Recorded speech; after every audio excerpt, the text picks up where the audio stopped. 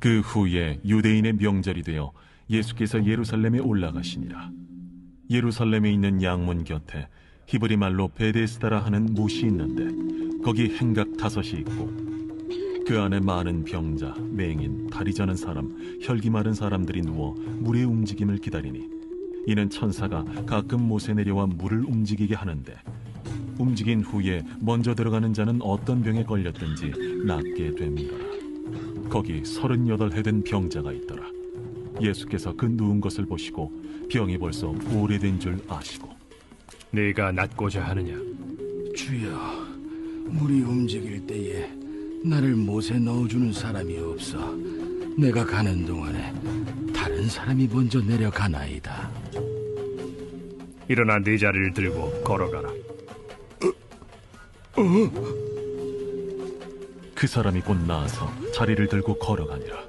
이날은 안식일이니. 할렐루야. 우리 참 좋으신 주님의 이름을 찬양합니다. 높으신 주님 앞에 감사와 찬양과 영광의 큰 박수 올려드리며 나아가겠습니다. 근데 우리와 함께 하시는 주님, 날마다 우리 가운데 승리를 주신 주님의 이름을 찬양합니다. 할렐루야. 할렐루야. 우리 이 시간 하나님의 놀라운 은혜와 섭리 가운데 한 몸 잃은 우리 사랑하는 포도의 성도들 한번 이렇게 바라보시겠어요? 우리 바라보시면서 미소로 사랑과 축복의 박수 우리 서로에게 나누도록 하겠습니다. 네, 우리 영상으로 예배하는 글로벌 포드 모든 식구들을 향해서도 우리 따뜻한 격려와 사랑과 축복의 박수를 보내겠습니다.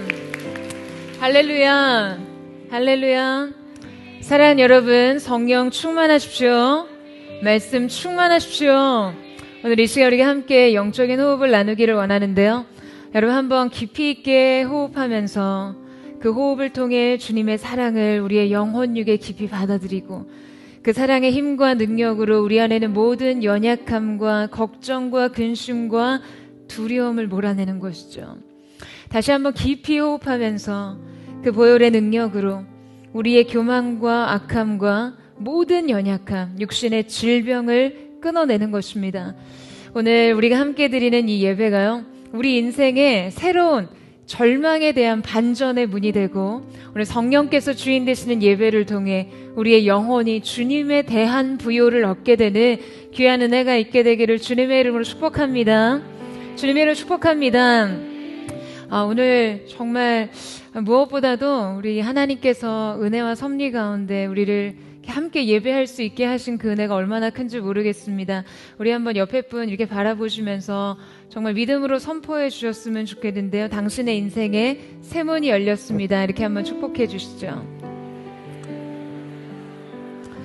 네, 오늘 이 믿음의 선포가 우리 인생의 새로운 능력의 문이 될 줄로 믿습니다.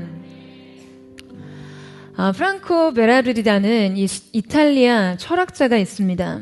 이분이 한국에 오셔서 몇 년간 생활을 하면서요, 한국인의 삶의 4가지 개념을 규정했는데요. 그러니까 한국인의 삶을 4가지 개념으로 규정을 했다는 것이죠. 근데 안타깝지만 굉장히 정확한 포인트로 우리의 사회와 삶을 진단했어요. 한국 사회 4가지 특징 중에 첫 번째는요, 끝없는 경쟁입니다. 경쟁이 끝이 없다는 거예요. 그러니까 이 비교와 경쟁이 너무나 일상화되어 있어서요.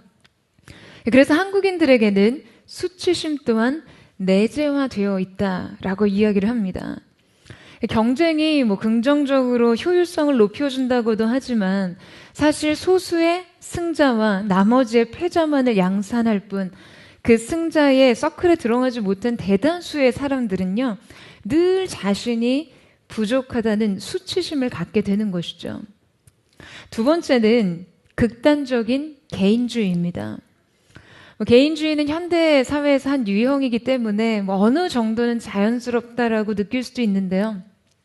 근데 이 한국인마저도 이제 이런 개인주의가 아주 극단적인 양상으로 나타난다.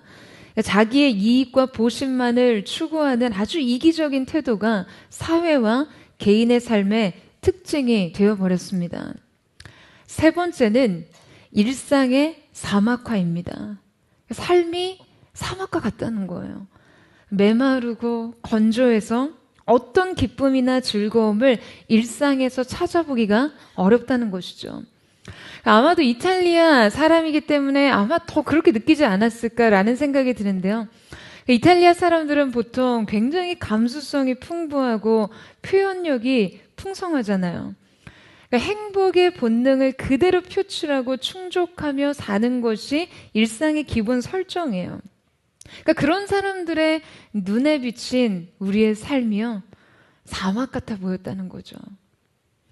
마지막 네 번째로는 생활 리듬의 초가속화입니다.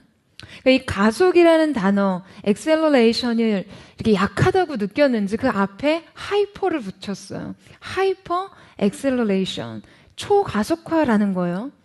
그러니까 우리를 볼 때, 와, 어떻게 저러고 살 수 있나? 아니, 어떻게 저렇게 살 수 있나? 라는 생각이 들 정도로요. 우리의 생활이 무언가를 위해서 빠르게 계속해서 가속화되어서 쫓기듯 달려가고 있는 것처럼 보인 것이죠.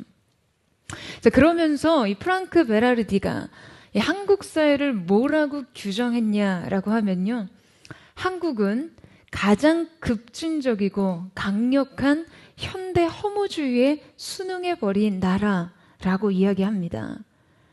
아주 치열한 생존 경쟁 속에서 무기력이 학습되고 타인의 절망과 고통에 대해 무감한 채로 그냥 오로지 나 자신을 위한 삶을 추구하지만 그렇다고 자기 삶의 의미를 찾기 어려운 그런 사막 같은 삶이요. 결국에는 공허와 허무만이 남은 텅 빈 삶을 그대로 받아들입니다. 여러분은 어떠세요? 오늘 이 베라르디의 진단으로 여러분 자신을 비춰보았을 때 여러분은 과연 다른 삶을 살고 있으십니까? 치열한 경쟁, 그 생존 경쟁 속에서 살아남기 위해 그냥 숨막히도록 허덕이고 일상의 기쁨을 누리지 못한 채 오로지 세상 성공 신화를 따라 질주하듯 그렇게 여러분 자신을 위해 살고 있지는 않으십니까? 그렇게 살면서 어느덧 여러분 앞에 놓인 그 절망과 좌절, 무의미와 공허를요, 저항 없이 받아들이고 살고 있지는 않냐라는 것이죠. 여러분, 오늘 우리가 함께 살펴본 이 본문 속에 베데스다 연못이요, 우리 사회에 이러한 특징을 고스란히 반영해서 보여주고 있습니다. 한 주간 이 말씀을 묵상해 보는데요, 이 베데스다 연못가의 삶이 우리가 사는 세상의 축소판 같다라고 느껴졌어요. 오늘 이 말씀 한가운데서 살아가는 한 사람의 이야기가 등장합니다. 저는 그를 향해 던져진 인생 질문을 통해 우리도 과연 나는 어디에 희망을 걸고 어디에 주저앉아 있으며 무엇을 바라보고 있는지를 진단하는 시간이 되기를 원합니다. 뿐만 아니라 그 진단에 대한 해결책을요, 함께 얻게 되는 그 은혜가 있게 될 줄로 믿습니다. 자, 우리 함께 1절에서 3절 말씀을 읽어보도록 하겠습니다. 1절에서 3절 말씀 시작. 그 후에 유대인의 명절이 되어 예수께서 예루살렘에 올라가시니라. 예루살렘에 있는 양분 곁에 히브리 말로 베데스다라 하는 못이 있는데 거기에 행각 5이 있고 그 안에 많은 병자, 맹인, 다리 저는 사람, 혈기 마른 사람들이 누워 물의 움직임을 기다리니. 예수님께서는 명절을 맞아 다시 예루살렘을 찾으셨습니다. 어떠한 명절이냐라는 것에 대해서는요, 학자별로 의견이 분분한데요. 중요한 것은 예수님이 절기를 지키기 위해 예루살렘에 다시 오셨다는 것이죠. 자, 그렇다면 사실 예수님의 목적지는요, 예루살렘 성전이 되어야 맞습니다. 유대인의 성인 남자들은 3대 절기에 예루살렘 성전에 올라가서 절기를 지키는 것이 율법의 규례로 규정되어 있기 때문이에요. 자, 그런데 예수님께서 성전이 아닌 다른 곳을 향해 가셨어요. 마치 처음부터 이곳을 찾기 위해 오신 것처럼요. 그것은 바로 예루살렘 양문 곁에 있는 베데스다라는 곳이었습니다. 여러분, 예수님께서는요, 종종 이런 모습을 보이셨어요. 한 번은 베레아에서 사역을 마치신 이후에 이제 그 요단강만 딱 건너면 예수님이 가고자 하셨던 목적지인 예루살렘으로 가실 수 있으셨음에도 불구하고 그 길을 앞에 두고요. 먼 북쪽 갈릴리 지역으로 그 먼 길을 우회하셨어요. 또 남들이 절대 가지 않고 상종도 하고 싶어 하지 않은 비천한 자들의 땅 사마리아로 들어가시는 경우도 있었고요. 자, 그런데 이런 경우 그곳에는 한 가지 공통점이 있는데요. 여러분 그게 뭔지 아세요? 예수님께서 찾아가지 않으시면 그분 앞으로 나올 수 없는 사람들이 그곳에 있었다는 거예요. 예수님의 목적지는 바로 그런 사람들이 있는 곳이었습니다. 그 한 사람을 위한 길이요. 여러분, 예수님은요, 그런 인생을 향해 먼 길을 돌아 그곳에 서십니다. 주님께서 몸소 그들을 찾아가세요. 사랑하는 여러분, 이곳이 바로 저와 여러분에게 언제나 소망이 있는 이유입니다. 우리의 힘과 의지가 바닥나고 영적인 무지와 침체 속에서 주님의 이름조차 부를 수 없는 그 삶의 나락에 떨어져 있을지라도 주님께서 그곳에 찾아와 주시기 때문에요. 그것이 언제나 우리의 시작이 되었어요. 우리가 우리의 구원을 위해, 변화를 위해 그 어떤 것도 할 수 없었을 때 먼저 우리를 찾아와 주신 분으로 인해서요. 여러분, 저는 오늘 우리의 예배가 주님의 목적지가 되기를 사모합니다. 주님께서 만나 주셔야 할 사람들이 이곳에 있기에 오늘도 우리 주님은 이곳에 계실 거예요. 그렇게 예수님께서는 그날 예루살렘 양문 곁 베데스다 연못으로 가셨습니다. 특별히 베데스다라는 지명은요, 베트, 집이라는 뜻과 헤세드, 곧 자비, 친절이라는 단어의 합성으로 자비의 집이라는 뜻을 가지고 있었는데요. 그곳에는 수많은 병자들이 누워 무언가를 기다리고 있었습니다.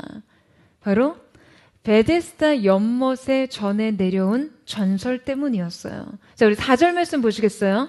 우리 함께 읽겠습니다. 시작. 이는 천사가 각 그 못에 내려와 물을 움직이게 하는데 움직인 후에 먼저 들어가는 자는 어떤 병에 걸렸든지 낫게 되미로라. 당시 베데스다는 아마도 간헐천이었을 것으로 예상되는데요. 지금도 미네랄이 풍부한 온천수가 질병 치유에 도움이 된다고 생각하는 것처럼 예수님 당시에도 그랬을 거예요. 자, 그런데 이러한 간헐천의 물이 이따금씩 솟아오를 때 일어나게 되는 그 물의 움직임을 보고서요. 하늘에서 천사들이 내려와서 그 물이 움직인다라고 생각했던 것이죠. 그리고 이러한 생각은 소문이 되고 전설이 되고 신화가 되었어요. 이 소문에 신락 같은 희망을 건 수많은 병자들이 그 목가에 자리를 깔고 하늘에서 천사가 내려와 그 물을 휘저어 주기를 기다리고 있었습니다. 실제 병이 나았다는 기록조차 없고 그저 낫는다는 소문을 전해 듣고 온 사람들로 베데스다는 인산인해를 이뤘어요. 그들은 대부분 심각한 난치병을 앓는 불치의 병자들이었습니다. 자, 여러분, 지금 이 베데스다의 뜻이 뭐라고 했죠? 자비의 집이라고 했어요. 자, 그런데 자비의 집을 지탱하는 생존 논리란 무엇입니까? 가장 먼저 들어간 자가 낫는다는 것이죠. 여러분, 이것이 진정 자비의 집이 맞습니까? 여러분, 자비의 집에 정작 자비가 없어요. 이름뿐입니다. 물이 동할 시점에 가장 먼저 그 물에 들어간 유일한 자에게 베풀어지는 자비가, 여러분, 자비 맞습니까? 이것은 자비가 아니라 무자비예요. 잔인함이죠. 게다가 지금 그곳에서 그 기회만을 고대하고 있는 사람들이요, 정상적으로 신체를 움직일 수 있는 그런 사람들이 아니었습니다. 그냥 마음만 먹으면 빠르게 그 못에 몸을 던질 수 있는 사람들이 아니었다고요. 그곳에 있는 수많은 사람들이 웬만해서 여러분 그곳에 갔을까요? 살만한 사람들이 거기 있었겠어요? 아니에요. 그곳에는 당시 웬만한 의술과 의학으로 해볼 만한 모든 시도는 다 해봤지만 그 모든 것에서 그 어떤 치료의 조짐도 보지 못한 사람들만 갔겠죠. 하다 안 되니까 거기까지 간 거예요. 그들이 자기 몸에 짊어진, 여러분 이 절망을 한번 생각해 보세요. 그 절망적인 몸으로 그 물이 동하는 순간 그 유일한 일인이 되기 위해서 허우적거릴 그 사람들의 처절한 몸부림을 한번 생각해 보시라고요. 여러분, 이 생존 경쟁은요, 정말 눈물겨운 것입니다. 게다가 정작 가장 치유가 필요한 사람들은요, 움직일 수조차 없는 사람들이었어요. 절대 먼저 그 물속으로 들어갈 수 없었다고요. 온몸이 뒤틀어지고 온몸에 마비가 와서 그 자리에 꼼짝없이 누워있는 사람이 어떻게 모든 사람들을 제치고 가장 먼저 물속에 뛰어들겠어요. 여러분, 과연 무엇이 자비일까요? 과연 무엇이 희망일까요? 그런데도 베데스다에 있던 수많은 병자들은 그곳에서 자기 인생을 겁니다. 이것이 아이러니예요. 이 아이러니에 남은 인생 전부를 걸고 거기 누워있는 그들의 삶이 비극이고요. 그런데 여러분, 이 베데스다가 오늘 우리가 사는 모습입니다. 다르지 않아요. 우리 중에 누구 하나 성한 사람이 있던가요? 이렇게 보세요. 다 멀쩡해 보이기는 하지만 여러분, 인간은 세 가지 영역에서 병들어 있습니다. 이사야 1장 5절 말씀에 보면요, 하나님은 죄로 물든 이스라엘을 가리켜 그들의 온 머리는 병들었고 온 마음은 피곤하였다라고 하셨어요. 첫째로 영혼이 죄로 병들었고요. 둘째로 마음이 여러 가지 상처들로 병들었고, 셋째로 육신이 병들어 있었습니다. 여러분, 상처 없고 문제 없는 사람들이 없어요. 다 그렇게 살아가고 있어요. 그런데 정작 그 인생의 문제를 해결하기 위해서 과연 무엇에 희망을 걸고 있냐라는 것이에요. 여러분, 오늘날 우리도요, 이 베데스다 신화를 쫓아갑니다. 그렇게 살아가고 있어요. 세상의 헛된 신화를 믿고 잔인한 논리를 따라 가망 없는 희망을 품고 삽니다. 세상은요, 그냥 어디를 가나 가장 앞선 사람만이 살아남을 수 있는 곳으로 이 사회를 만들어 버렸어요. 그래서 일단 먼저 1등을 해야 돼요. 절대 강자만이 더욱 강해집니다. 그 찰나 같은 순간을 일생일대의 기회로 삼아 그냥 가눌 수조차 없는 몸을 애써 일으켜 어떻게든 1등이 되어보고자 치열하게, 여러분, 그렇게 몸을 던져야 해요. 그렇게 마침내 내 자신이 가장 선두에 서면 구원은 내 것이 될 수 있을 거라고 생각합니다. 거기에 행복이 있다고 생각해요. 그것이 인생의 답이라고 생각합니다. 하지만 여러분, 이것은요, 실체가 없는 믿음입니다. 여러분, 여러분의 인생에 질문해 보세요. 인생의 물가에 나와 지금 여러분이 얻고자 하는 그 기회는 무엇인가요? 행복을 위해 무엇을 쫓고 있으세요? 돈과 명성입니까? 남부러울 것 없는 결혼 생활이요? 그 모두가 인정할 만한 그 성공적인 삶이요? 여러분, 우리가 이 베데스다에서 그저 물이 동하기만을 기다리고 있는 한 어쩌면 우리는요, 그 실체도 없는 허상을 쫓아서 1등이 되지 않으면, 강자가 되지 않으면, 유일무이한 사람이 되지 않으면 그저 절대 강자의 뒷모습에서 인생의 엄청난 박탈감과 좌절감을 느끼며 살아갈 수밖에 없는 도태된 사람들일 뿐이에요. 그런데 심지어 우리의 기대와 좌절과 상관없이 그 물이 동하면 병자가 낫는다던 그 연못에는요, 실제 병이 나았다는 사람은 없었습니다. 그저 그렇게 하면 나을 것이라는 헛된 환상만이 공교한 믿음으로 자리 잡은 것이죠. 여러분, 우리가 쫓고 있는 성공이 그래요. 세상이 가르쳐준 성공 신화가 그렇습니다. 이 시대의 성도들도요, 세상과 똑같이 그 행복을 숭배합니다. 세상과 똑같은 걸 가지고 싶어하고 똑같은 위치에 서려고 해요. 그러면 자기 인생이 구원을 받을 수 있을 것처럼, 그러면 내 인생이 나을 것만 같은 그 마음으로요, 자비가 없는 자비의 집 베데스다에 모여 그 물이 동하기를 기다리는 사람들처럼 아무도 나은 사람이 없고 누구도 인생의 문제를 그렇게 해결하지 못했음에도 불구하고 그 자리를 떠나지 못하는 것. 여러분, 이것이 우리 인생의 모습인 것이죠. 그런데 그 인생 속에 주님이 걸어오셨습니다. 애초에 희망은 거짓뿐인 곳에서 어느 날 주님께서 조용히 찾아오셨어요. 그러나 여러분, 그곳에 있는 사람들은요, 누구도 예수님을 알아보지 못했습니다. 인생의 진정한 구원자를 맞이하는 사람이요, 아무도 없었어요. 모든 사람들이 그저 그 연못의 물만을 바라보고 있었습니다. 정작 주님에게는 무관심했어요. 여러분, 이것이 우리의 모습입니다.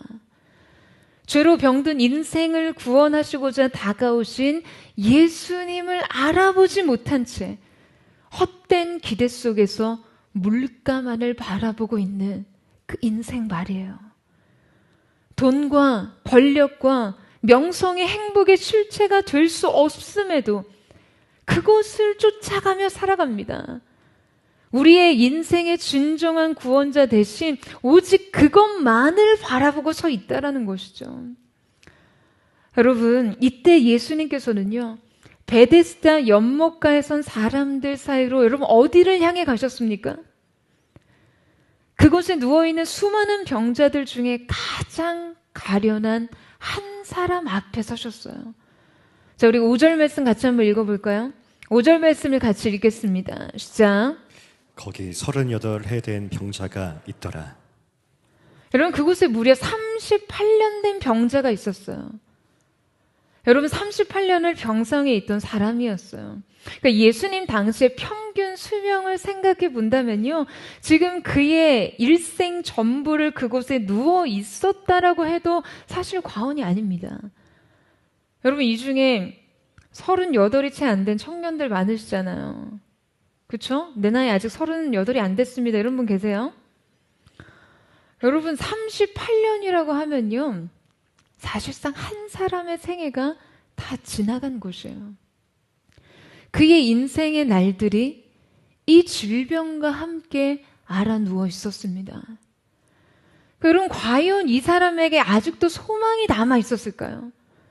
38년 동안 병상에 누워서 지냈다고 생각해 보세요. 분명 그에게 남은 것은요, 체념뿐이었을 거예요. 기대도 소망도 원망도 그냥 다 메말라 버린 체념의 상태. 여러분, 생각해 보세요. 지금 이 사람은 병상에 꼼짝없이 누워있는 사람이었습니다. 천사가 불시에 내려와서 물이 움직이면요, 그 움직이는 못에 가장 먼저 들어가는 그 오직 한 사람이 병에서 낫는다는 이 가능성에 이 38년 된 병자가 기대할 것이 있었을까요? 그는 자신의 몸조차 제대로 가눌 수 없는 사람인데요. 여러분, 이 가능성을 고려해 본다면 그는 분명 무언가를 기대한다고는 하지만 사실상 아무것도 기대하지 않는 그런 상태였을 거예요. 그가 거기에 있는 것은 아무것도 기대할 것이 없으나 또한 그 무엇도 돌이킬 수 없고 어디에도 갈 수 없기에 결국 맹목적으로 허상뿐인 기대에 의존할 수밖에 없는 삶이었던 것이죠. 여러분, 주님은 이런 글을 하셨어요. 그의 질병이 매우 오래되었음을 보셨고 그 세월 속에 녹아있는 그의 기대와 좌절, 절망과 체념, 완전히 무감각화된 인생 상태를 보셨습니다. 그의 눈길 속에서 그 어떤 희망의 빛도 없음을 보셨어요.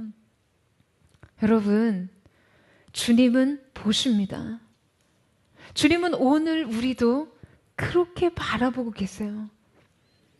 우리가 무엇을 꿈꾸는지, 그래서 우리에게 무엇이 좌절되어 있는지, 어떤 시간이 누워 있는지, 무엇을 일으킬 수 없는지, 치유가 필요한 우리의 몸을 아십니다. 회복이 필요한 우리의 마음도 아세요. 그래서 우리를 바라보십니다. 주목하세요. 그리고는 우리에게 말씀하세요. 내가 낫고자 하느냐. 이때 비로소 우리의 인생이 베데스다를 움직이던 생존 논리가 아닌 자비의 원리 안으로 들어가게 되는 것이에요. 새로운 원리와 질서 안에서 인생을 사는 법을 배우게 되는 것입니다.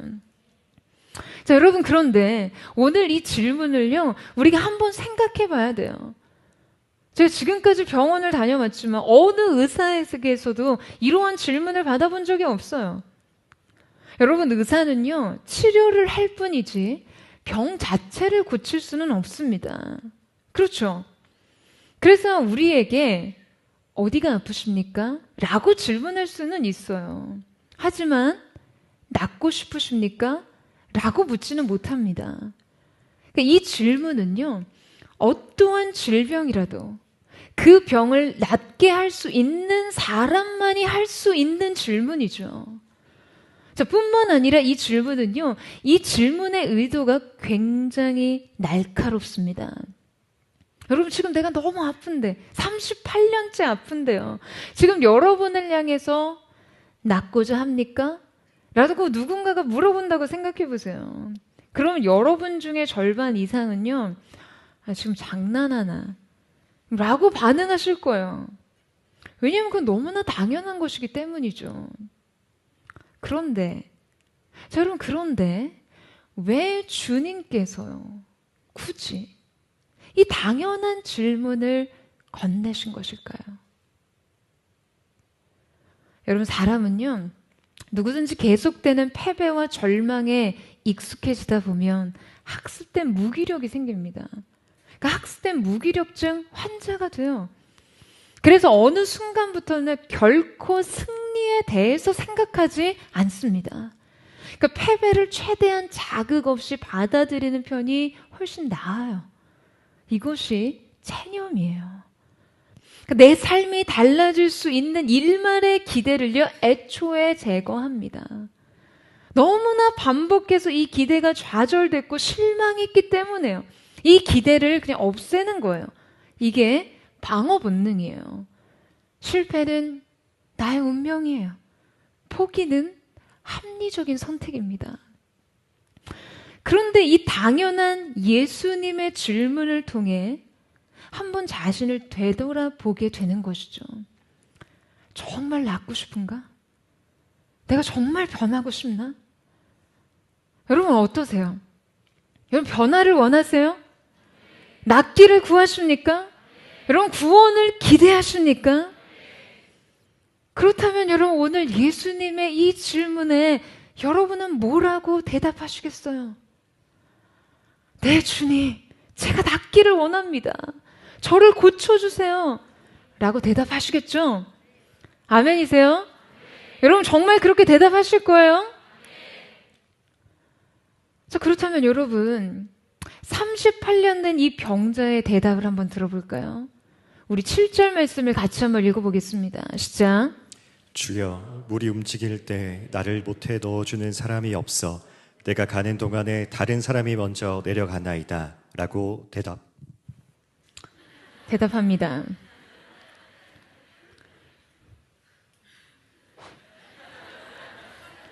굉장히 즐거워하시네요.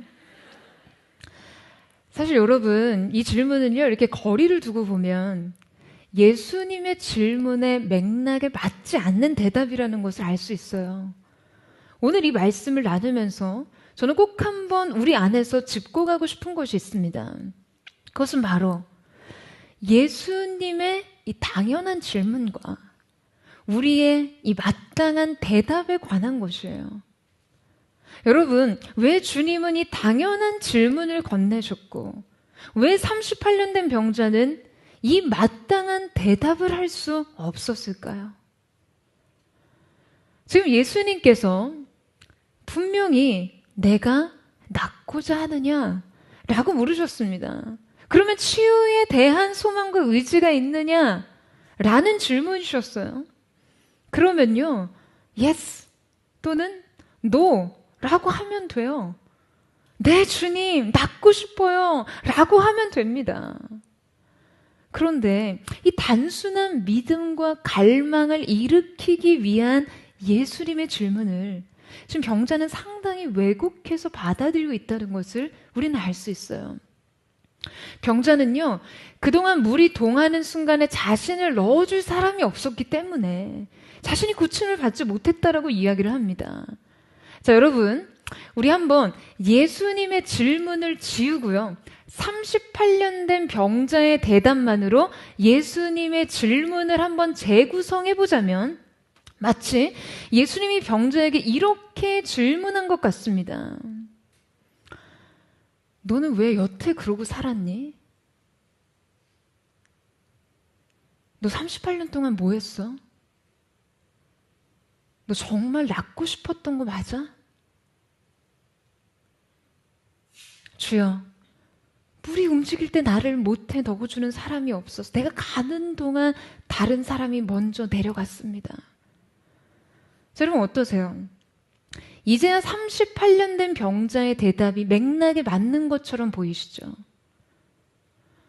여러분, 이 질문과 대답의 간극이요, 우리 삶의 진짜 비극이에요.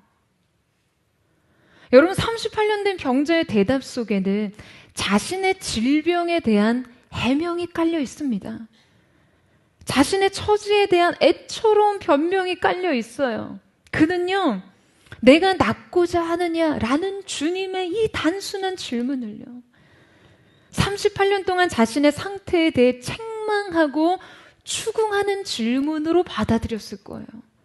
그에게 수치심과 죄의식을 느끼게 했습니다. 여러분, 왜 그럴까요? 38년간 질병에 시달린 것만으로도 고통스러웠을 이 병자에게요, 무엇이 수치감과 거절감까지, 주님에 대한 거절감까지를 느끼게 한 것일까요? 여러분, 바로 이것이 베데스다의 신화가 만든 프레임이에요. 애초에 기대조차 걸 수 없는 그 일을 맹목적으로 바라게 하고 비교하고 경쟁하며 실패만을 반복하게 하는 베데스다 신드롬 말이에요. 우리는 이 병자의 대답 속에서 앞서 프랭크 베라르디가 지적한 내재화된 수치심을 느낄 수 있는 것이죠. 최근에 엄청나게 흥행했던 오징어 게임이라는 작품이 있었죠. 저는 보지는 못했어요. 근데 이 게임에 참여하는 사람들은 어떤 이들이죠?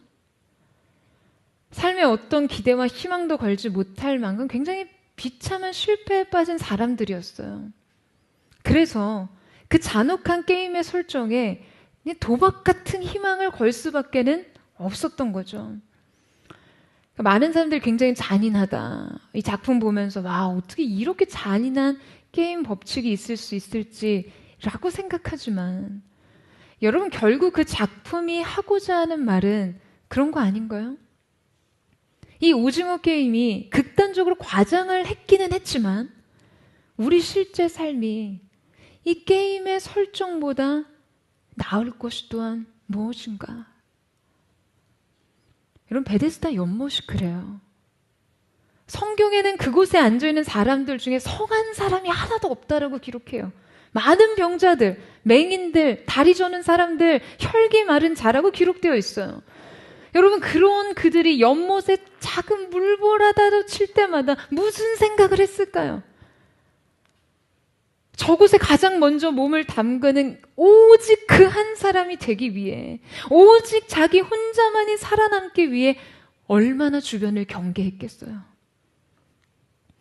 여러분, 또한 그들은 실패할 때마다 무슨 생각을 했을까요? 애초에 불가능한 이 일을 계속해서 시도하고 또 계속해서 실패하면서 그때마다 느끼는 좌절감, 패배감, 절망감, 수치감. 여러분, 바로 이런 것들이요, 이 가련한 병자를 변명만 남은 인생으로 만들어버린 것이죠. 변명이 아닌 구원을 향한 갈망만이 필요한 인생이 말이에요. 여러분, 오늘 말씀은 이 병자의 대답을 통해서 우리 자신을 돌아보게 합니다. 주님이 이 시간 우리에게도요, 동일하게 물으세요. 내가 낫고자 하느냐? 여러분, 여러분은 그때 주님께 어떤 대답을 하실 것인가요? 우리도 본능적으로 주님, 제가 받은 사랑이 없어서 제가 그러려던 게 아닌데 너무 많은 상처 때문에 결국 이렇게 돌이킬 수 없는 일들이 생겼어요. 여러분, 우리도 어쩌면 주님 앞에 이런 대답을 드릴지 몰라요. 주님이 우리에게 물으시는 것은 그저 주님을 향한 단순한 믿음뿐인데 우리 자신의 한계와 고통으로 인해 때로 하지 않아도 되는 변명을 하고 설명을 하고 때로는 주님을 원망하고 화를 내기도 합니다. 여러분, 예수님께서 여러분의 망가진 삶의 내용과 좌절된 인생을 탓하신다고 여기시나요? 여러분, 그렇게 생각하십니까? 아니에요, 여러분. 여러분이라고 왜 이유가 없겠어요? 하지만 분명한 것은 오늘 주님께서 듣고 싶은 우리의 대답은요, 우리의 삶이 그럴 수밖에 없었던 이유가 아니에요. 주님은 이미 다 알고 계세요. 여러분을 아십니다. 주님은 오늘 여러분에게 질문하세요. 내가 낫고자 하느냐? 그럼 어떻게 답하시면 되나요? 네, 주님, 제가 낫기를 원합니다. 제가 간절히 낫기를 원합니다. 여러분, 주님께서 원하시는 건 바로 이 주님을 향한 예인 것이죠. 아멘이세요? 인도 선교사로 굉장히 유명한 스탠리 존스 목사님이 계시는데요. 1928년 스탠리 존스 목사님은 이 미국 감리교 감독으로 선임이 되었습니다. 이 감리교 목사라면 한 번쯤 꿈꿔보는 목사로서 올라갈 수 있는 최고의 직이라고 하는데요. 그러나 그는 24시간 후에 그 감독직을 사퇴하고 나의 부르심은 선교사라고 선언하고 인도로 떠났습니다. 인도 선교를 마치신 이후에 미국으로 돌아와서 성경 공부를 이끄시다가 성경 모임을 이끄시다가요, 69세에 뇌출혈로 쓰러지셨어요. 새벽 2시에 쓰러지셨는데 사람들에 의해서 발견된 것은 이제 아침 7시까지 약 5시간 동안 전신이 마비가 되어서 꼼짝도 할 수 없었습니다. 이 딸 유니스 매튜가 병원에 도착하자 스탠리 존스 목사님은요, 간신히 이렇게 말했어요. 나는 지금 죽을 수 없다. 마지막으로 내가 해야 할 일이 남아있다. 그러면서 이 전신이 마비된 채 5시간 동안 홀로 누워있을 때 놀랍게도 자신의 믿음이 전혀 흔들리지 않았다는 이야기를 합니다. 그 가운데서도 계속 기도로 하나님과 교통하고 있었고 여전히 하나님의 흔들리지 않는 그분의 왕국에 속해 있었다는 거예요. 다른 어떤 두려움 없이 오직 하나님께서 하실 일이 기대가 되었다는 것이죠. 자신이 믿음을 붙잡는 것이 아니라 믿음이 자신을 붙잡고 있음에 감격했어요. 그때 임했던 놀라운 은혜를 사람들에게 꼭 전하고 싶어서요, 마지막으로 내가 해야 할 일이 남았다라고 말한 것이었어요. 그리고는 그는 온몸이 마비된 채로 이 보스턴 병원에 입원해서 누워 있으면서요, 자기 병실에 이렇게 들어오는 간호사에게 부탁을 합니다. 나를 보러 병실에 들어오고 나갈 때마다 나사렛 예수 이름으로 말하노니 일어나라. 그렇게 나를 향해 명령해 주십시오. 라고 이야기를 했어요. 그러자 간호사가 이 부탁을 받고 병실에 들어가고 나갈 때마다 스탠리 존스 목사님에게 예수 그리스도의 이름으로 명령을 합니다. 그리고 그때마다 그는 예스, 아멘 이라고 화답했어요. 그리고 그는 그렇게 다시 일어났습니다. 다시 회복된 몸으로 인도로 들어가서 20년 동안 선교사로 큰 역사를 이루다가 89세에 인도 땅에 묻히게 되죠. 그래서 이때 받은 은혜를 책으로 썼는데요. 그 책의 이름이 바로 하나님의 긍정, The Divine Yes입니다. 스탠리 존스 목사님이 이 일을 통해서 깨달은 말씀은 이 고린도후서 1장 20절의 말씀이었어요. 하나님의 약속은 얼마든지 그리스도 안에서 예가 되나이. 그런즉 그로 말미암아 우리가 아멘하여 하나님께 영광을 돌리게 되느니라. 할렐루야. 여러분, 하나님 앞에서는요, 예만 하면 된다는 것입니다. 아멘이세요? 하나님의 말씀에 아멘하는 믿음이에요. 예수님은 언제나 하나님의 말씀 앞에서 예라고 하십니다. 가장 고통스럽고 저주스러운 십자가에서조차 예라고 하셨어요. 사랑하는 여러분, 오늘 이 시간 저는 우리가 주님께 이 대답을 드릴 수 있게 되기를 주님의 이름으로 축원합니다. 이 간절한 외침이요, 오늘 우리의 예배 속에서 터져 나오기를 원해요. 예, 주님, 아멘 할 수 있는 그 믿음만을 드릴 수 있기를 사모합니다.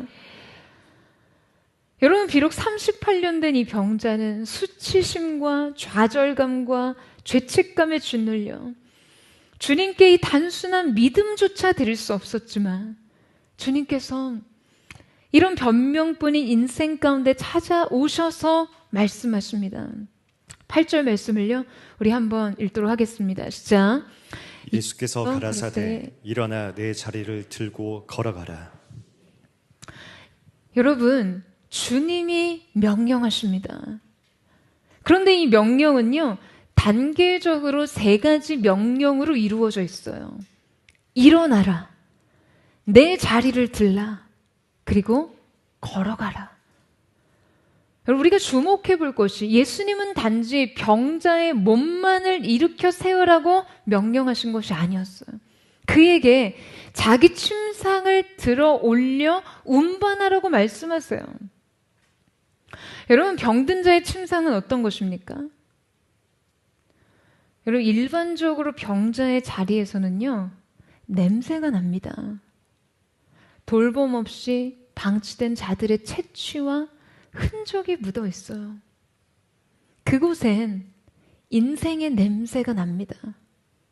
오래된 좌절이 거기 다 배어 있어요. 깊은 한숨과 시리가 물들어 있습니다. 원망과 체념이 풍겨요. 그런데 주님께서 그의 병든 몸뿐만 아니라 그 자리까지도 다 박차고 일어나라고 하시는 거예요. 그 침상을 들어 올리라고 하십니다. 이제 거기 머물지 말라고요. 이제 거기 주저앉지 말라고요. 사랑하는 여러분, 여러분의 자리는 무엇입니까? 아픔의 흔적, 돌봄 없는 인생의 흔적, 완전히 외면되고 방치된 채 홀로 누워있던 그 흔적, 늘 똑같은 자리에서 넘어지고 좌절하고 두려워하고 갈등하는 그 자리 말이에요. 여러분, 주님께서는요, 그 자리에서 박차고 일어나기를 원하세요. 이것은 다시 그곳에 눕지 말라는 명령이기도 합니다. 습관대로 돌아가지 말아야 해요. 본래 흔적에 기대해 다시 눕지 말아야만 합니다. 이것은요, 자신의 병든 몸을 일으키는 그 자체와는 또 새로운 의지를 불러일으키는 명령과 같습니다. 오래된 무기력한 인생을 향해 그의 인생 속에 새로운 의지와 소망을 불어넣어 주시는 것이죠. 여러분, 이 모든 것은 거역할 수 없는 명령이었어요. 38년 동안 완전히 방치된 육체와 좌절된 영혼 가운데 거부할 수 없는 강력한 빛이 강력한 비처럼 쏟아져 들어왔습니다. 주님 이렇게 말씀하세요. 예수께서 이르시되 일어나 내 자리를 들고 걸어가라 하시니 그 사람이 곧 나아서 자리를 들고 걸어가니라. 이날은 안식일이니.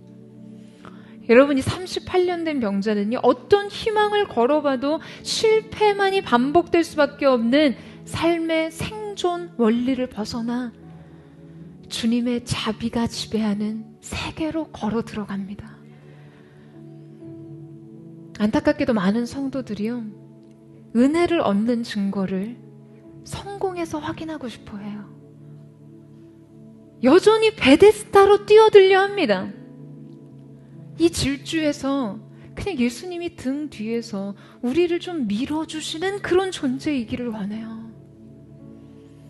그래서 예수 믿는데도 성공하지 못하면, 실패하고 낙오하고 뒤처지면요, 믿음을 부정하려고 합니다.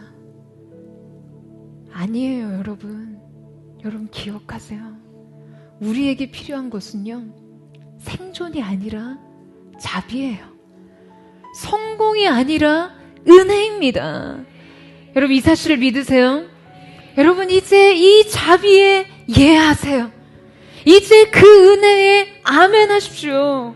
저는 사랑하는 포도의 모든 성도들의 삶이 새로운 인생의 안식의 날을 맞이하기를 주님의 이름으로 축원합니다.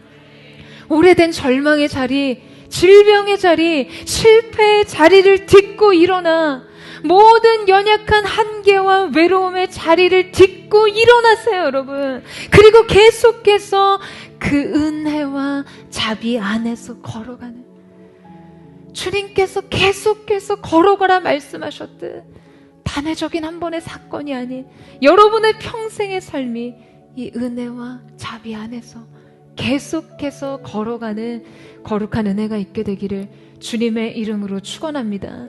오늘 이 자리에 그래 주님 앞에 파편과 같은 한 조각의 믿음조차 고백할 수 없을 정도로 인생이 너무 넘어져 있고 오래 침체돼 있고 무기력하고 지쳐있는 분 계십니까?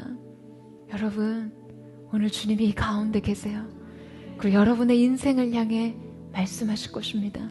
새로운 회복과 놀라운 은혜가 여러분의 인생의 새로운 안식의 은혜와 축복으로 주어지게 되기를 주님의 이름으로 축원합니다. 이 시간에 함께 찬양하며 기도하며 나아갔으면 좋겠습니다. 사랑하는 주님, 우리가 이 시간 주님 앞에 우리의 마음을 드립니다. 너무나 오래 좌절된 영역 속에 꺾어져 버린 인생의 모든 의지를, 그 모든 것마저 주님 앞에 내려놓고 오늘 단지 우리 가운데 말씀하시는 주님 앞에 예스, 아멘 할 수 있는 그 믿음만이 주 앞에 드려지게 하여 주옵소서. 이제 우리 함께 주님 앞에 찬양하며 고백하며 나아가기를 원합니다.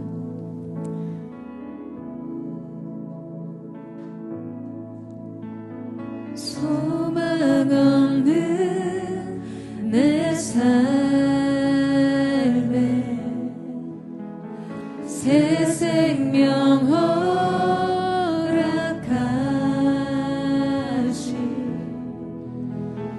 날 향한 주님의 은혜, 한없는 주님의 사랑, 삶의 문제 힘겨워 눈물만 들일 때도 날 안아주시는 주님,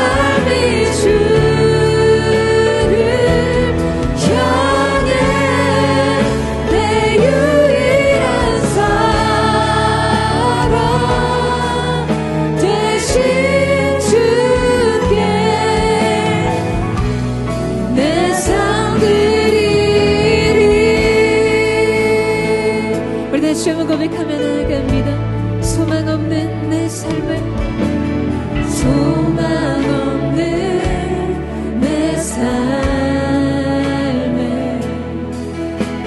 새 생명 허락하신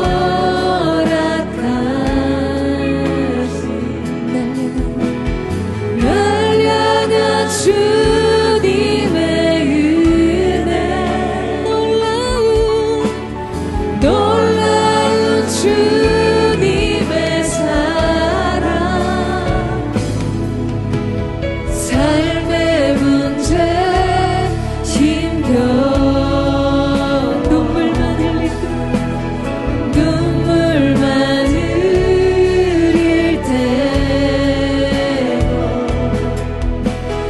나가다 주시는 주님, 한없는 주님의 사랑, 날 찬양하네. 나의 믿음 주께 드려, 나의 삶이 주를 향해 내 유일한 사랑 되신 주께 내 삶 드리리, 나의 믿음 주께 드려, 나의 삶이 주를 향해 내 유일한 사랑 되신 주께. 오늘 이 시간 네 거룩한 손을 높이 들고 내 삶을 주님께 드립니다. 우리의 믿음을 주 앞에 드려 나아갑니다. 나의 삶이 주를 향해 내 유일한 사랑 되신 주께 내 삶 드리리, 나의 믿음 주께 드려, 나의 삶이 주를 향해 내 유일한 사랑 되신 주께 내 삶 드리리, 나의 믿음 주께 드려, 나의 삶이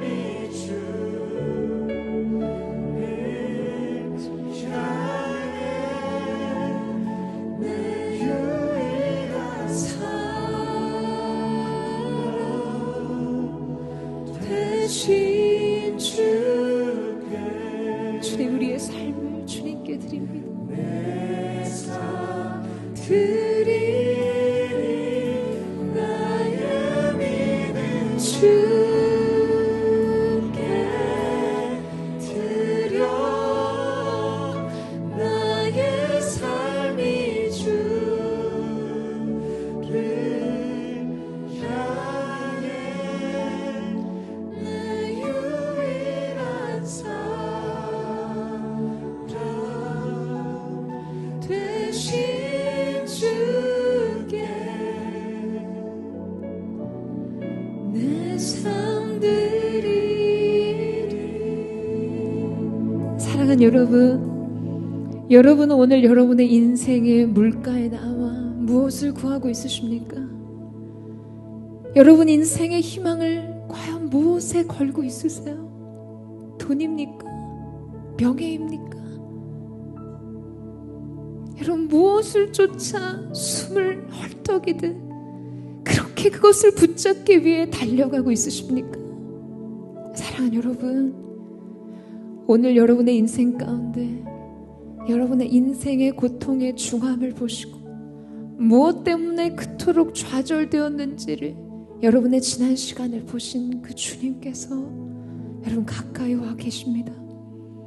오늘 여러분 그 주님과 함께 주님 안에서 오늘 주님이 주시는 인생의 새로운 안식의 날을 맞이하는 거룩한 은혜가 있게 되기를 주님의 이름으로 축원합니다.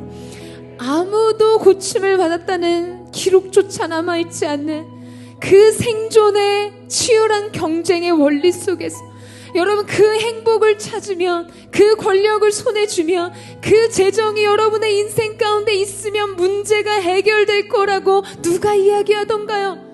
세상의 헛된 성공 신화를 쫓아 지금까지 달려왔던 지난 모든 시간을 뒤로하고 여러분 주님을 만나세요. 진정한 여러분 인생에 자비를 주실 수 있는 그분, 진정한 인생의 은혜의 질서 안으로 여러분을 초대하시는 주님을 만나게 되는 거룩한 은혜가 있게 되기를 주님의 이름으로 축원합니다. 주님 내 인생에 찾아와 주십시오. 상한 갈대를 꺾지 않으시고 꺼져가는 심지를 끄지 않으시는 전능하신 주님께서 오늘 이 가운데 있음을 선포합니다. 오늘 이 가운데 오신 주님을 영접하며 주님 나를 만나 주시옵소서. 나를 새롭게 하여 주옵소서. 우리 그 마음 고백하며 주여 마음을 감수의 동성으로 기도하겠습니다. 주여 사랑하는 주님, 주님은 우리 가운데 말씀하셨습니다. 나는 상한 갈대를 꺾지 않는 아버지, 나는 꺼져가는 심장을 끄지 않는 하나님이시라고 주님 말씀하셨습니다. 그 넘치는 자비와 그 넘치는 대로 우리의 삶을 이끄시는 주님 앞에 숨길 것도 없이 두려움 없이 우리의 삶을 주 앞에 드리기를 원합니다. 오늘 이 시간 인생의 물가에서 행복과 사랑과 희망을 찾는 자들이 되지 않게 하시고 그 구원주와 자비의 물가로 우리 주님이 너는 내게로 오라, 너는 내게로 와서 함없이 포도주와 젖을 사라고 말씀하신 그 우리 하나님 앞으로 나아가게 하여 주옵소서. 인생의 모든 수고와 짐과 무거운 멍에를 끊어주게 하시고 인생의 질고와 질병으로부터의 자유가 오늘 주 예수 그리스도로 말미암아 우리 가운데 선포되게 하여 주시옵소서. 아멘. 주오셔서 구원한 주님 오셔서 구하시리. 주오셔서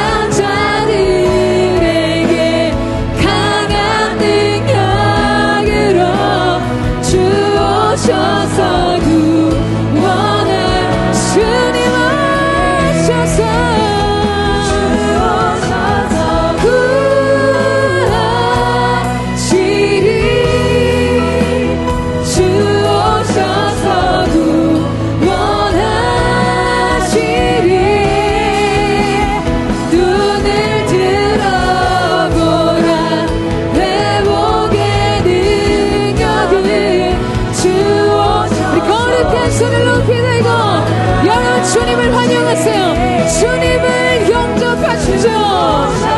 주님 오셔서 우리의 인생을 구원하시고 우리의 인생을 변화시켜 주시옵소서.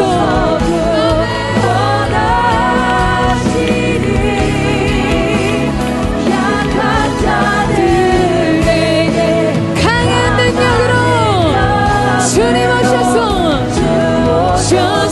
구원하 주님 오셔서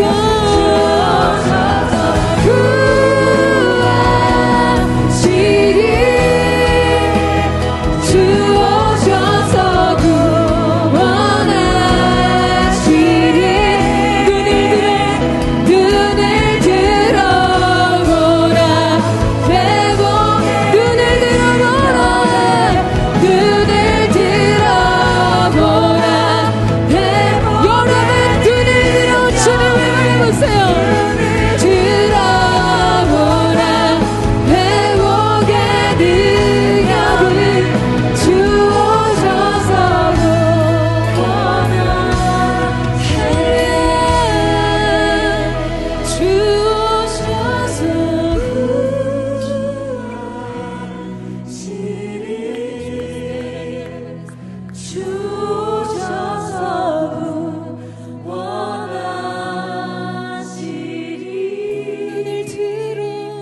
눈을 들어보라 회복의 능력을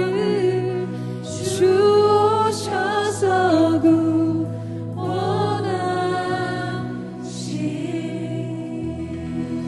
오늘 이 가운데 오래된 영적인 침체와 좌절과 주님 앞에 어떠한 의지도 주님의 이름을 부를 수조차 없는 낙심한 마음으로 이곳에 오신 분 계십니까?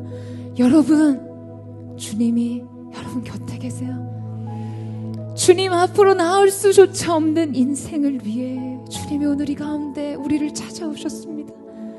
오늘 여러분의 인생 눈앞에 펼쳐진 생존의 원리의 베데스다 못이 아니 주님께서 새롭게 열어가신 자비의 물가, 구원의 물가, 영원한 생명의 물가로 여러분을 초대하고 계세요. 너희는 내게 나와 젖없이 값없이 포도주와 젖을 사라고 말씀하십니다. 우리 인생의 어깨를 무겁게 했던 모든 결박과 멍해가 끊어지는 역사 오늘 이 가운데 있게 될 줄로 믿습니다. 사랑하는 여러분, 주님께서는요 여러분의 인생을 아세요. 여러분에게 설명하고 싶은 수많은 낙심의 이유들, 두려움의 이유들, 주님 앞에 기대를 드릴 수 없는 수많은 삶의 이야기들이 있음을 이미 주님은 아십니다. 오늘 내가 낳고자 하느냐? 주님 여러분에게 질문하세요. 사랑하는 딸아, 아들아, 내가 진정 낳고자 하느냐? 여러분, 오늘 이 예수님의 질문에 대한 여러분의 답은 무엇입니까? 여러분, 주님이 모든 것을 아세요. 여러분의 인생을 아시는 주님 앞에 여러분의 삶을 맡기십시오. 그분 여러분의 눈물의 많은 시간들의 세월을 아시고 질병의 연약함의 무게를 아시고 깨어진 아픔들을 이해하고 계신 그 주님 앞에 여러분의 삶을 의탁할 수 있는 은혜가 있게 되기를 축복합니다. 여러분, 말씀 안에서 주님의 메시지를 책망으로 듣고 거절감으로 만난 하나님의 사람들이 있다면 오늘 이 시간 위로의 성령께서 말할 수 없는 주님의 격려와 사랑과 자비로 여러분의 인생을 덮어주실 줄로 믿습니다. 주님과 같이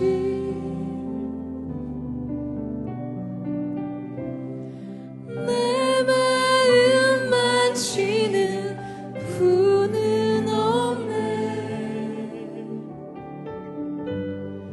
오랜 세월 찾아 난 알았네.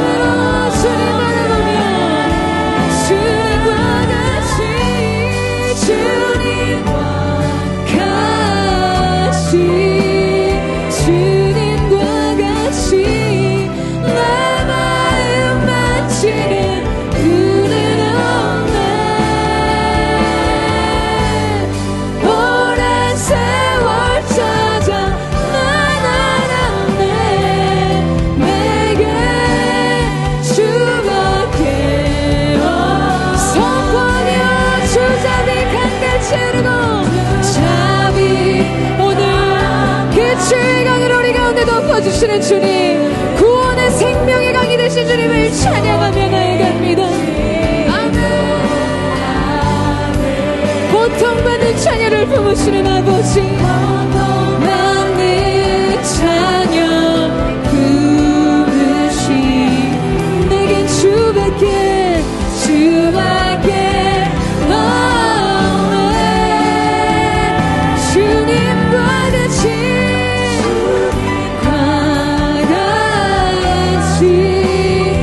주님과 같이 내 마음 만진 그대로 없네. 오랜 세월 찾아 난 알았네.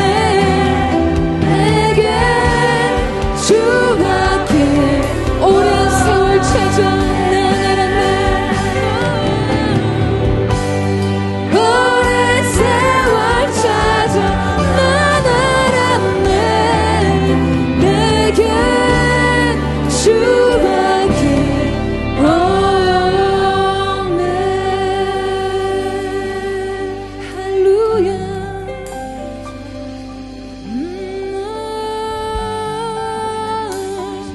자비의 주님, 은혜의 주. 오늘 주님의 말할 수 없는 위로의 성령의 강물처럼, 주님의 말할 수 없는 자비와 은혜가 강물처럼 헷세드의 그 사랑이 폭포가 되어 여러분의 인생을 향해 흐르고 있음을 믿으시기를 축복합니다.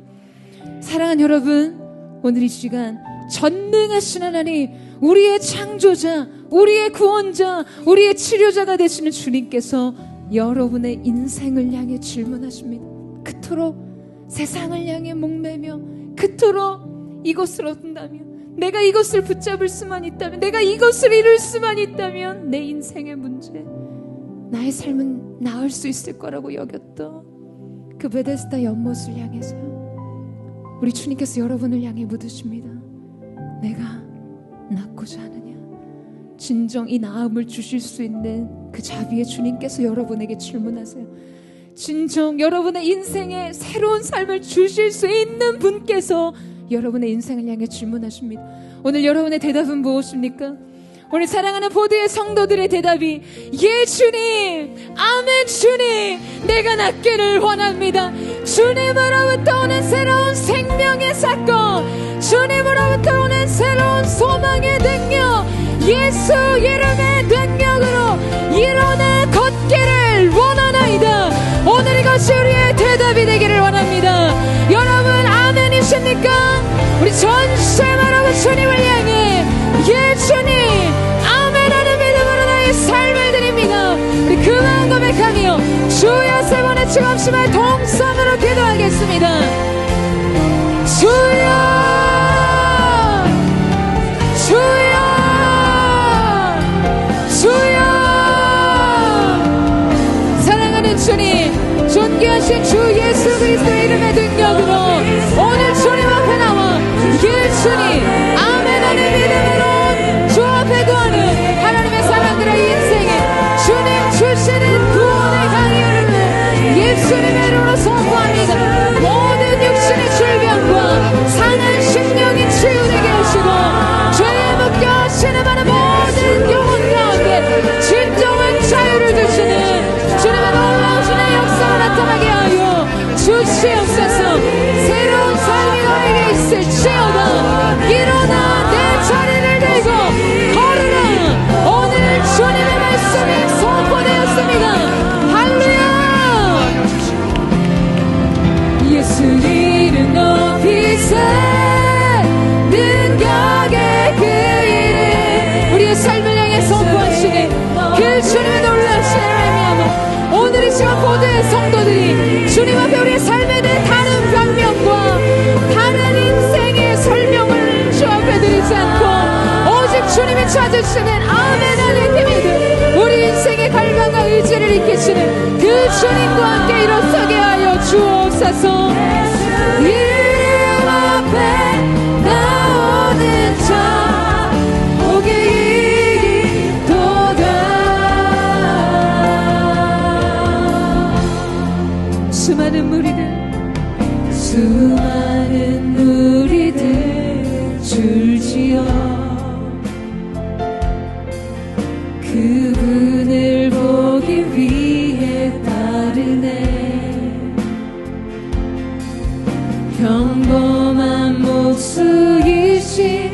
주님 앞에 모든 무릎이 꿇어 경배하네.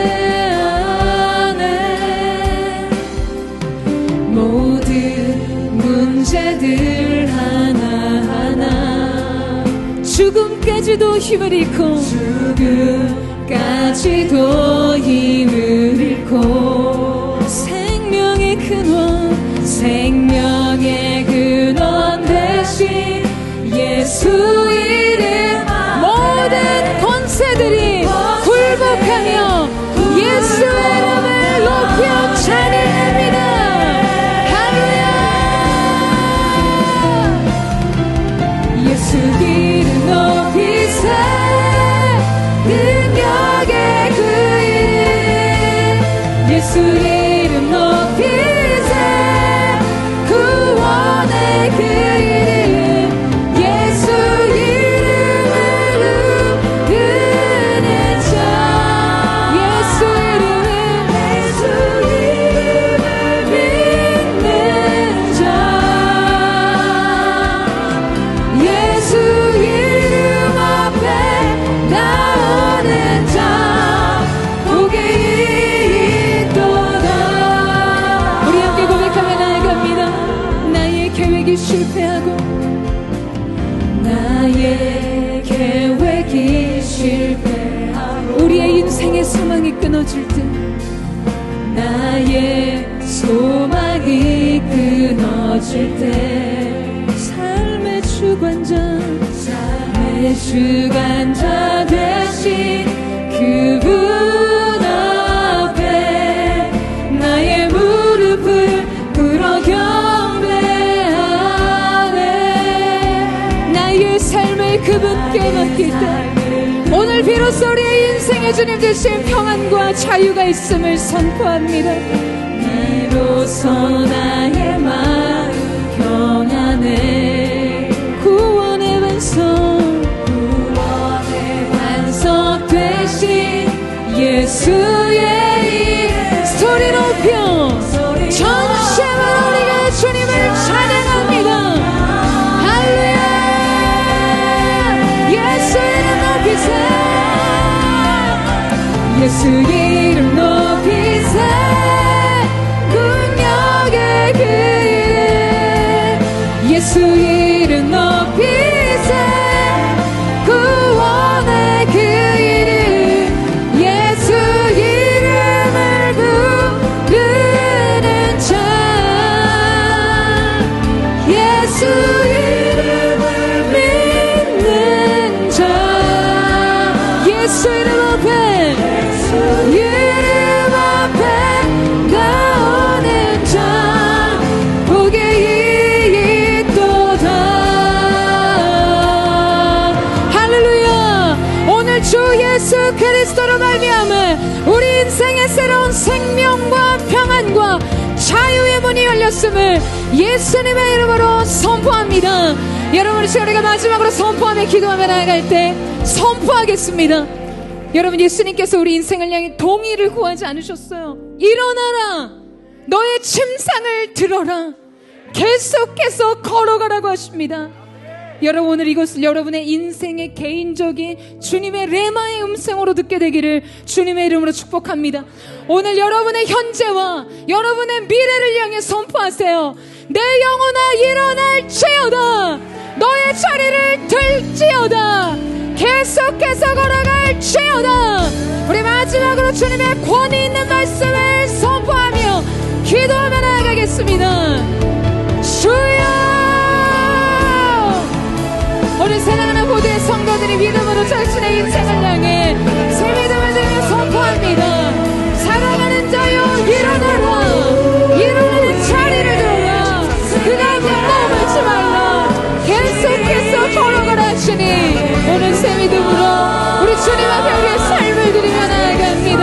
주님 받아주시고 새로운 인생의 안식에 그 놀라운 새날이 열려지게 하여 주시옵소서. 주께 있네 십자가 능력이 있네 영광 되었네 주께서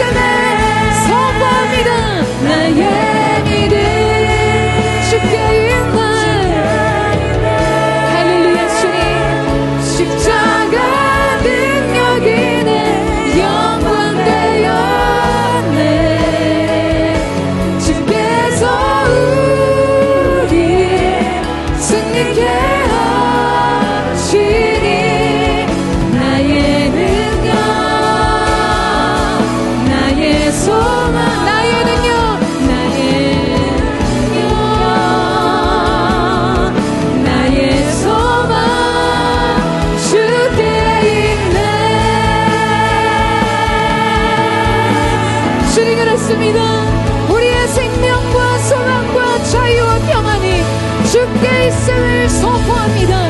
오늘 우리의 인생의 베데스다를 구원의 강물 되게 하신 주님을 찬양합니다. 할렐루야, 할렐루야. 높으신 주님의 이름을 송축합니다. 사랑하는 주님, 감사합니다. 오늘 이 가운데 주님께서 권위 있는 주님의 말씀, 태초에 하나님의 천지를 말씀으로 창조하신 그 말씀으로 우리의 인생을 향해 선포하십니다. 너는 일어나라, 내 자리를 들어라, 계속해서 걸어가라. 오늘 사랑하는 보도의 성도들, 오래된 인생의 자리에서 일어나는 하나님의 놀라운 은혜가 있게 하시고, 아버지 하나님, 더 이상 이전의 자리로, 그 이전의 침상으로 돌아가지 않는 은혜와 계속해서 믿음으로 은혜와 자비 안에 걸어갈 수 있는 거룩한 새 역사가 일어나게 하여 주시옵소서. 오늘 이들에게 새로운 안식의 회복의 날이 임했음을 예수님의 이름으로 선포합니다. 모든 어깨에 메어진 멍에가 끊어졌음을 선포합니다. 기쁨과 자유가 있음을 선포합니다. 그렇게 행하신 주님을 찬양하며 감사드리며 살아계신 예수님의 이름으로 기도드립니다. 할렐루야. 우리 함께 하신 하나님 앞에 감사와 찬양과 영광의 큰 박수 올려드리겠습니다.